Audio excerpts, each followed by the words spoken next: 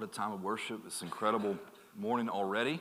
Thank you for helping us get it started off with some fire this morning. And I believe we are less than a month away from spring. And I heard we're supposed to get some spring-like weather in the next couple of days, maybe even this afternoon. So that's exciting. There's a lot going on in the life of our church. If you missed it last week, we've kicked off our life group launch, which means this is the several weeks here, last week, this week, next week, is your opportunity to check out all the groups and get some information, maybe talk to a few people and make a decision on what group you might want to be involved with. And so they'll be kicking off in just a few weeks. But I want to encourage you, if you didn't get that information last week, head out to the cafe and check out some life groups this week, and really encourage you to be a part of all that God is doing. Our life groups are incredible. Generally, they happen in semesters, a spring semester and a fall semester, and so this is our shot to connect with some groups. Today, we're going to be wrapping up our Red Flags message series, and last week we talked about relational red flags. Today, I want to bring some closure as we identify kind of a big red flag that causes a lot of other flags.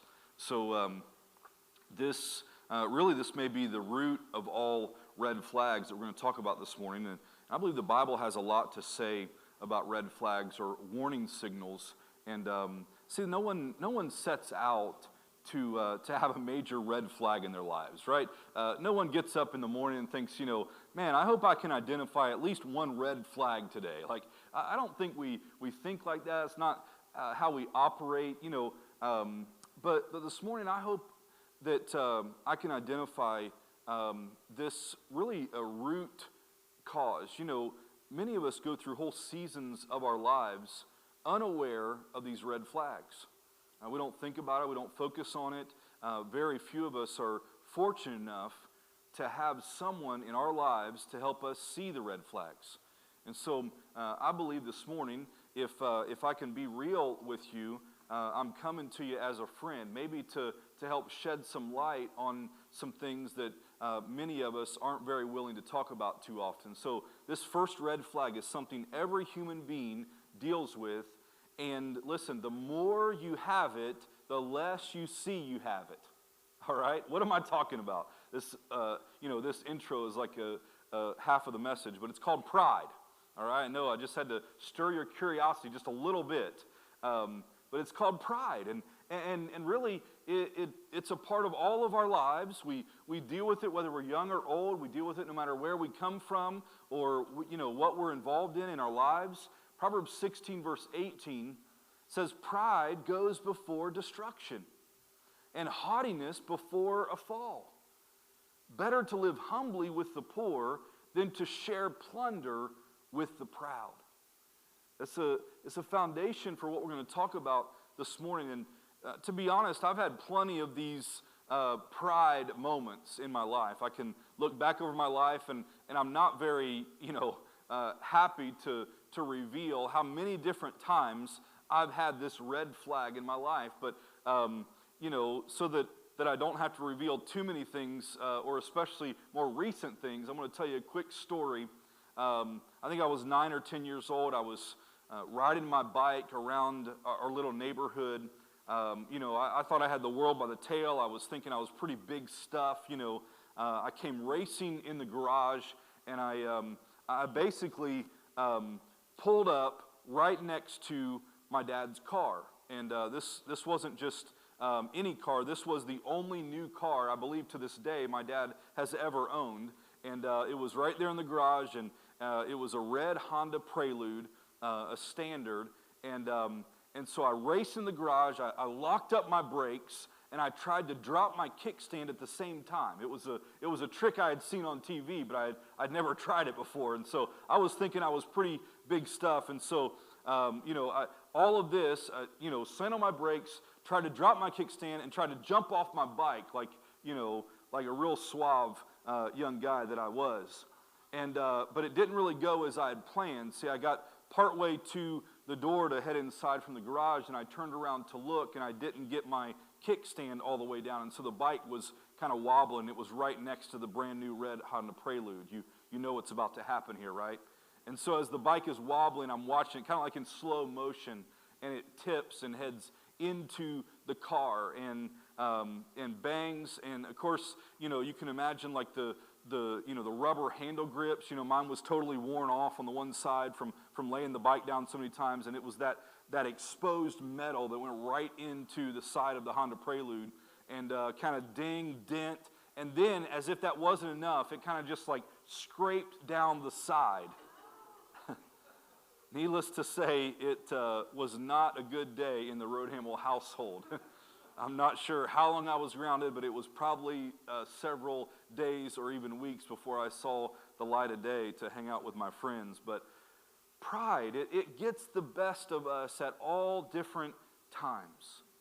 I heard a story about Muhammad Ali. It was actually before he had changed his name, and he was Cassius Clay, and he was on an airplane, and the flight attendant said, please, we ask that you fasten your seatbelt. And he responded in pride. He said, Superman don't need no seatbelt. and the flight attendant responded. She said, Superman don't need an airplane either, right? And so a lot of times we think we're big stuff. We think we have the world by the tail. We think we know it all. And yet, pride is what blinds us to the reality of life.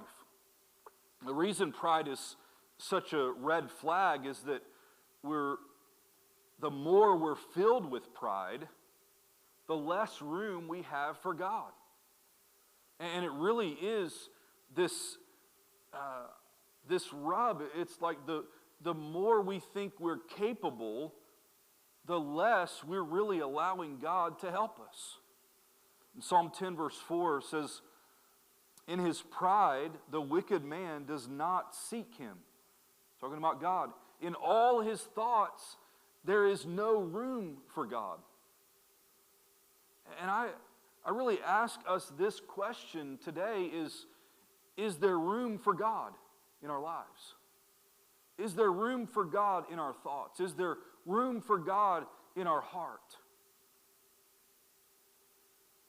D.L. Moody said this. I'm not sure that we have this for you this morning, but I want you to listen carefully. He said, I believe firmly that the moment our hearts are emptied of pride and selfishness and ambition and everything that is contrary to God's law, the Holy Spirit will fill every corner of our hearts.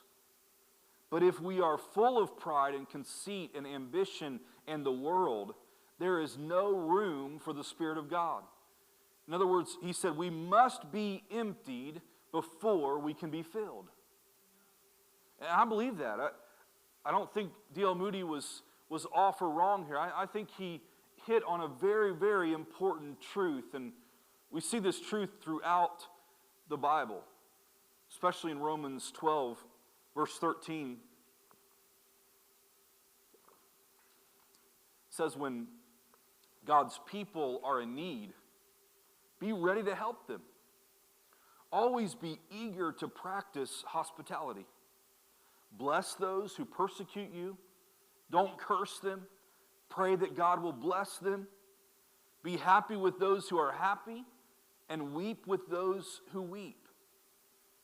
It says, live in harmony with each other. Don't be too proud to enjoy the company of ordinary people. And listen to the way it finishes here, this part. He said, and don't think you know it all, right? And the Apostle Paul is really challenging, encouraging these people. There's all these admonitions. Hey, listen, if someone has a need, don't be too proud to stop what you're doing and go help them. Be ready to think about someone other than yourself. Even bless those who come against you. That's a really novel idea. Truthfully, one that I don't practice too often, right? Because the natural response when someone comes against you is to go against them. And here's part of the test to to be happy with those who are happy? So when God's blessing other people, do we get jealous and upset and shake our fist at God and say, God, why haven't you done that for me? Or I deserve this, or I deserve that. How quick are we to celebrate with those who are celebrating? It's a test of pride, right? How quick are we to weep with those who weep? Or do we just go on about our business and focus on what's important to us? Don't be too proud to enjoy the company of ordinary people. Well, I would certainly consider myself ordinary, and there's nothing worse than someone who thinks they're too good for you, right? There's nothing worse than someone who doesn't have time to associate with you or to visit with you. Man, this is challenging for all of us, because I believe that each and every one of us have found ourselves on both sides of this coin. If you're like me, you've certainly run into people that are too busy for you. You ever try to do business with someone and you can't get a call back? You're like, hey, I'm trying to buy your product and you don't care enough to return my call, right? Like, what is up with this? Am I so ordinary? Like, is my money not green, right? Am I not important enough to you? Am I a small fish in a big pond? And it's certainly upsetting to be on the one end of that conversation, but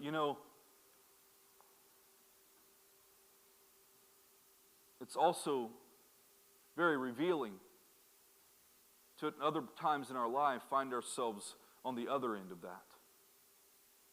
A young person that needs our attention, maybe even our own kids that need attention, they need our focus for a moment. But we're too busy, we're too important, we got too many things going. Maybe someone, in the parking lot, the grocery store, that just needs someone to talk to. But we've got more errands to run, and we've got more important things to be involved with. And there's all different application of this. And listen, my goal this morning isn't to put condemnation on us, but to really take a step back and realize. Because I think a lot of us, even as believers, as Christians, we still operate with a certain level of pride, and it's keeping us from God's best. It's keeping God from really working in us the way that He wants to. And many times, the presence of this pride is the exact blinders that keep us from realizing that it's there. Right?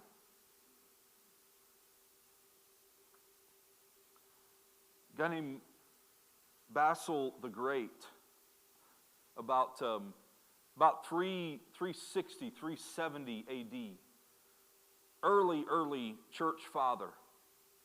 He said this: to believe one does not need counsel is great pride. And man, that hits all of us. How many times have I thought, man, I wish I knew how to navigate this, and then the idea of asking someone or being real with someone would come to my mind or heart, and I would try to dismiss it quickly because that would require vulnerability from me. That would require humility from me. That would require me to admit that I don't know everything and I don't have everything together. I think this principle, this idea that none of us have it all figured out. We need each other. We need wise counsel. We need people to speak into our lives. Daniel chapter 5. This is a really interesting conversation here. Maybe you're familiar with this story. If not, I'm just going to give you the very quick cliff notes. So Daniel is actually talking to King Belshazzar here. But he's warning King Belshazzar about what happened to the previous king, King Nebuchadnezzar. And he's basically telling him, listen, king, if you don't change your ways, you're going to end up just like the king that went before you. In other words, you're following in his footsteps. You're doing the exact same things that caused his demise. And Daniel was a man of faith, a man of wisdom, and he's called on by God to speak at a very high level of importance and to give God's perspective and wisdom to this king. Daniel 5, verse 20. Daniel is speaking of King Nebuchadnezzar. And he said, but when his heart was lifted up, and his spirit was hardened in pride, says he was deposed from his kingly throne, and they took his glory from him. Now those are some strong and weighty words. It's a description of history. It really is an insight into what pride can do to our lives, especially someone who has responsibility and authority of leadership. Daniel said when his heart was lifted up, when his spirit was hardened in pride, there was a consequence, there was a result, and that result was that he was deposed. He was taken out from his kingly throne. And his glory, the respect, the honor that he once had disappeared. D.L. Moody said, God sends no one away empty except those who are full of themselves. I want us to realize this morning that God is not trying to take us out. God is not trying to pull us down from being honored or looked to or respected. God is not jealous when we're lifted up. But what God will not allow in His holiness is for us to operate in pride and to do what's best for ourselves at the expense of other people. Listen, I'm telling you, some of the things that are happening in our world right now, I'm telling you, they're temporary. In other words, God will not allow people to lead who are dishonoring Him, who are hurting people. They will not last in that place. You don't have to be a prophet or a rocket scientist to know that the reign of those in pride who dishonor God is short-lived. And this is one example. Daniel talks about King Nebuchadnezzar. In James 4, verse 6, the Bible says, and He gives grace generously. It's talking about God. As the Scriptures say, God opposes the proud, but gives grace to the humble. This is good news for all of us because it's a description, it's a clear mandate of exactly how to walk closely with God. God opposes the proud. Now, this may come as a surprise to you. I've certainly had different times in my life where I thought I was perfectly fine, I was doing everything right, that I had it all together, only to feel resistance and not figure out. And sometimes I just, shake my fist at the devil and say, devil, you can't stop me. I'm going to overcome this. And it just feels like brick wall after brick wall. Only when I could look back to see that it was my pride that God was opposing. See, He's for me, but He's not for me in pride, right?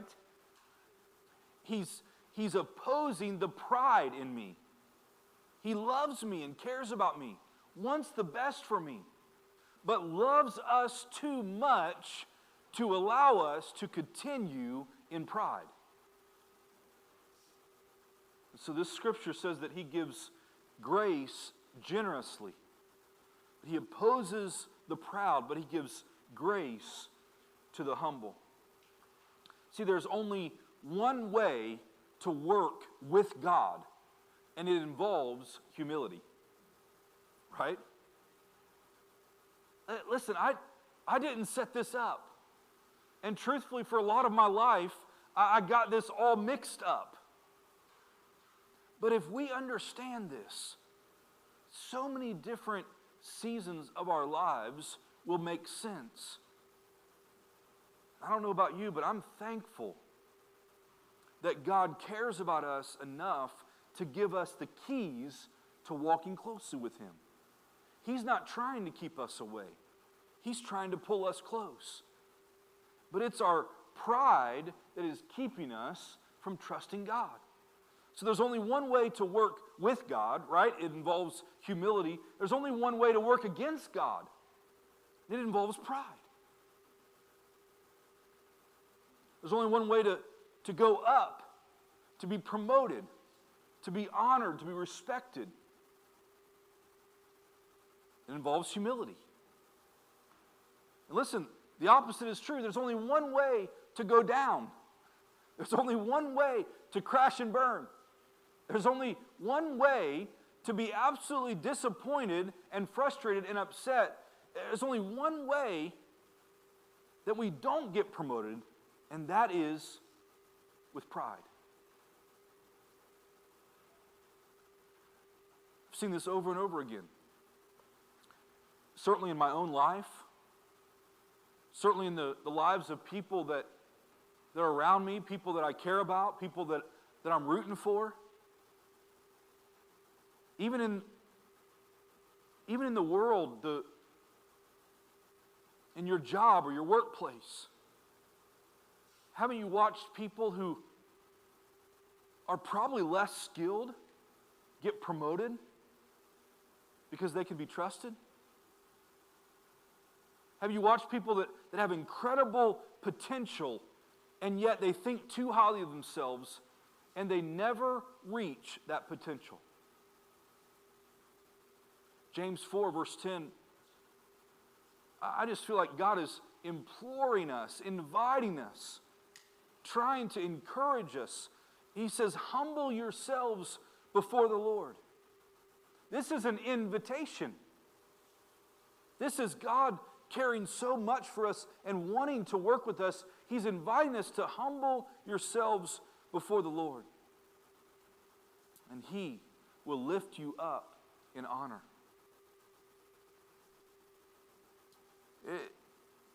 It's almost counterintuitive. It's almost like opposite day, right? The more highly we think of ourselves, the less highly God thinks of us. The less highly we think of ourselves, the more highly God thinks of us. The more we submit our lives to God, the more He builds us and lifts us. The more we think we have it all together, the more God opposes our promotion. And it certainly isn't because He doesn't want us to be blessed or want the best for us. But He knows that pride is destructive to us. So red flags of pride lead to red flags of bitterness. James 3 verse 14 says, but if you are bitterly jealous and there is selfish ambition in your heart, don't cover up the truth with boasting and lying. Man, I think this scripture just described half the people on the planet right now. Right? I mean, no one in this room, right? Because here's the thing. We have this selfish ambition that turns to bitter jealousy. In fact, Isaiah 5 verse 20 says, what sorrow for those who say that evil is good and good is evil, that dark is light and light is dark, that bitter is sweet and sweet is bitter. See, pride, it gets us all mixed up. We can't recognize what God is doing when we're full of pride. In fact, I've seen this over and over again. People have come to me and they've said, Pastor Shane, God is not moving in our church. I come to church and I cannot experience God whatsoever. So I've determined that God is not moving in this church. And I'm thinking, wow, that's interesting. Because I just listened to 3 or 4, 10 people in the past week or month that talked about how much God is moving. Isn't that interesting? How when we take it upon ourselves to judge what God is and isn't doing, what's God doing? God is opposing the proud. And we'll not see Him at work. It's in all of us that we want to say evil is good and good is evil. We get mixed up. We can't recognize the work of God. We can't recognize what God is doing. We call bitter things sweet, and we call sweet things bitter. Some of us, I believe, are filled with bitterness, and we're trying to point out the bitterness in everyone else, and we're trying to act like that we're doing real good. So we try to cover the bitterness up. We might even try to justify the bitterness, right? The seed of bitterness is a hurt that is planted in us. Have you ever heard this thought that hurt people hurt people? Hurt people are the ones that hurt other people because they're hurt and they're bitter and they can't recognize it, and so all they know to do is to lash out. Maybe intentional, maybe unintentional. Maybe someone doesn't even mean to hurt us, but we were hurt nonetheless, and maybe no one really intentionally came against us, but we just feel hurt or offended, or we feel like someone has neglected us, or someone has done something wrong to us. There's certainly times where the hurt and rejection that we feel is God opposing the pride in our life. He may feel silent to us in a season. It might feel like in a season we're not growing at all, that we're making the same mistakes that we always have. We're circling the mountain. Hebrews 12 verse 14 says this admonition to work at living in peace with everyone. In other words, it's going to take some effort. It's going to take some focus. It's going to take some action. It's going to take some work. It says, and work at living a holy life. It won't come automatically. It won't come easy. It says, for those who are not holy will not see the Lord. The blinders of pride. It says, look after each other so that no one fails to receive the grace of God. I hope you can see this morning, that we all have a responsibility to help each other receive God's grace. And if I'm in pride, I'm not receiving God's grace. It says, watch out that no poisonous root of bitterness grows up. Listen to what it says, to trouble you. So bitterness is the poison that we allow to fester, hoping that it will hurt the people who hurt us, only to realize that it's destroying us from the inside out.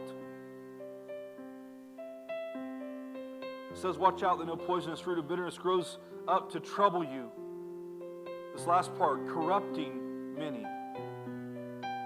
Here's the tragedy.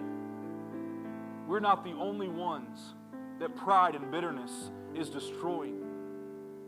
I believe these things are destroying people that we love. It's destroying our kids. It's destroying our friends. It's destroying marriages. The world is full of people who have hurt that they've yet to deal with. They've yet to receive the grace of God to heal that hurt.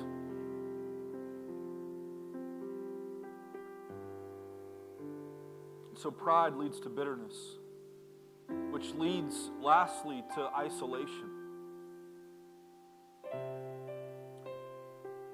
I'll tell you from experience that proud people are lonely people. People that are full of pride keep distance from people that could help them, could encourage them. Psalm 68 verse 6 says, God sets the solitary in families. He brings out those who are bound into prosperity.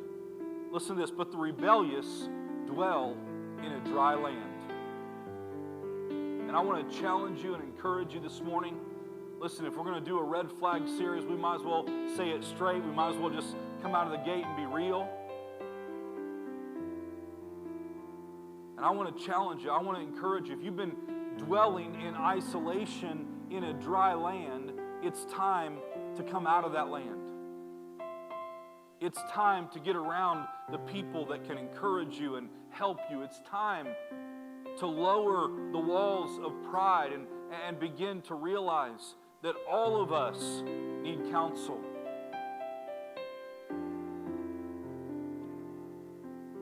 All of us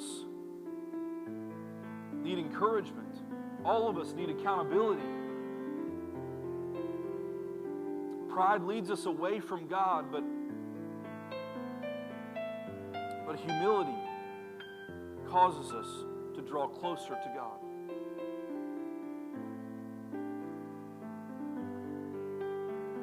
See, the solution to pride is humility. Right? The solution to bitterness is forgiveness. And many times it's a tough pill to swallow. But if you're like me, you've realized, man, the quicker that we do the hard things, the quicker things begin to get better. The solution to isolation is a trusted friend. I think for some of us, we need to realize that God has put people in our lives to help us, to encourage us, to challenge us, to be there for us. And likely God has very divinely orchestrated these people. And many times we're unaware of them, or we're finding excuses to push them away. So this is our opportunity really to respond to God, to maybe own some pride this morning, right? And listen, we're in good company. Not a single one of us are exempt. None of us have this figured out perfectly. And each of us, before God, can simply say, God, you see the pride.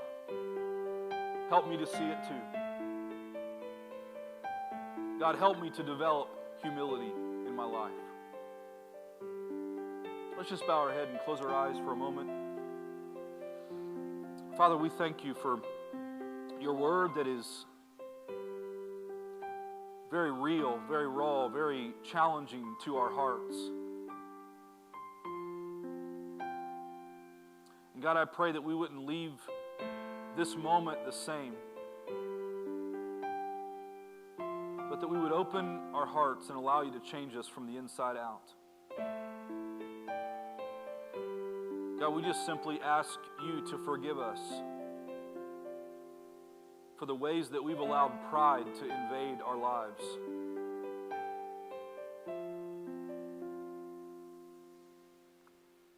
God, I pray that you would help us grow in humility. Our desire is to seek you and to know you and to walk closely with you. God, we thank you that as we do, you're going to build us up. You're going to lift us up. you're going to promote us in ways that we didn't even think were possible because of your grace and your goodness. God, Hey guys, thank you so much for joining us today. We're glad to have you with us. That was an awesome message that Pastor Shane gave on red flags. We all have red flags in our lives, right? Waving right in front of us. Yes, yeah. So thank you very much. We're glad to have you with us. Yeah, definitely. And if there's anything that we can pray with you and believe in with you, we'd love for you to reach out to us. You can send us a message, drop a comment in the comment section, or you can email us at info@Family.Church. We would love to reach out and connect with you. But until next week, we hope you have a good one, and we'll see you next time. Bye. Bye.